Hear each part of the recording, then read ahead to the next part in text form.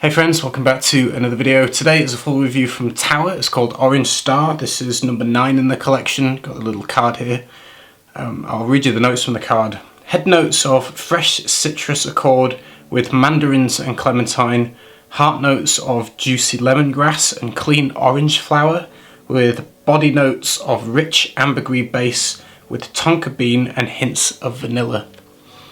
What I get from this when I first smell it is a combination of the mandarin and clementine, but it doesn't smell like, when I think of citruses like that, my brain automatically goes to Atelier Cologne because they have fantastic citruses.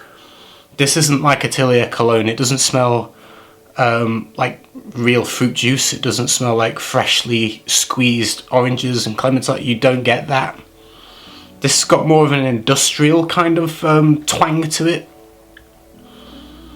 I could imagine like an orange powdered drink that comes in a powder, and you like pour a scoop of it in a cup and mix it with water and you drink it. It kind of has an industrial orange powder tub smell rather than actually juicy like orange juices. That's kind of underlined by this soapy clean floral element that smells like a bar of a soap. It's quite soapy, it's very clean, and it's kind of combining with this slightly industrial powdered smelling orange note. And then that's kind of the bulk of the fragrance for me as it dries down into the mid of this fragrance. As it starts to dry down, you get a kind of a bit of the tonka vibe. It comes across a little bit like Play-Doh in places. Like if you smell Guerlain's Tonka Imperial, it has kind of a Play-Doh-y sweetness. You get that kind of vibe in the dry down of this. Something a little bit Play-Doh-like, but sweet. Again, sweetened by the vanilla. There's also ambergris listed. It comes off in the dry down as being sweet, a little bit musty, and a little bit woody to my nose. More like kind of ambroxany kind of tonalities with this kind of mustiness, like Isoi Super or something. Those kind of light, musty, woody materials. You get kind of a vibe of that in the dry down, but sweetened by this tonka vibe and a little bit of vanilla. And that's the whole fragrance. So starts off like orange powder, not quite, you know, like I say, like a fresh juice like you would get from an Atelier Cologne where it smells like the real fruit. This is more like, I think the best word to describe it is industrial. It's got an industrial kind of vibe to it. So like an orange powder mixed with these soapy clean florals of the lemongrass and the clean orange flower that's listed in the note breakdown. To me it comes out smelling soapy, is the best way. Clean and soapy and kind of bright, mixed with that kind of powdery orange, drying down into a more sweeter, musty, woody, tonkery, vanillic kind of dry down. I'd say it's completely unisex, and I would say you could wear it probably all year round, summer, spring, autumn and winter. I think all seasons would be fine for this one.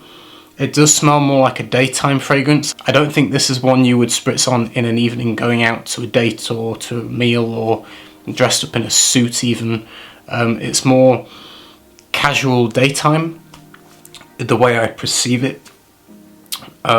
And yeah, completely unisex, all year round, casual, daytime, for all seasons. In terms of performance for this one, I get a good 7 hours from this, so it lasts all day. So performance is very good. You can smell it kind of loosely around you for the first couple of hours. The sillage is okay. So the performance is good. It's not my favourite Tower, but it kind of, I think it has a little bit of what people call the Towerade. It reminds me of some of his other works. You do get kind of a signature Tower kind of DNA, through some of his fragrances, and this one definitely you get that kind of signature vibe that he puts into his fragrances. They're artistic, they're a little bit unique and different. They're not usual kind of fragrances. He's very good at making something that you've probably not smelled before. It's different, it's approached artistically, it doesn't follow like a standard kind of idea of what most other people do. He kind of does his own thing and makes some interesting, unique fragrances that aren't going to be everybody's taste. This one isn't my taste. I wouldn't buy a bottle of that one personally, but it's, like I say, it is personal taste. But I appreciate that he does artistic, unique, individual fragrances that are unique to him. You smell it and you're like, yep. You get that Tower Age, you get his signature vibe, and you're buying into his creativity if it suits your personal taste. So interesting fragrance, not my taste personally, but check it out if you want to, if it sounds interesting, and let me know if you've tried it and what your thoughts are on it too. I'll see you guys next time with another one. Bye everybody.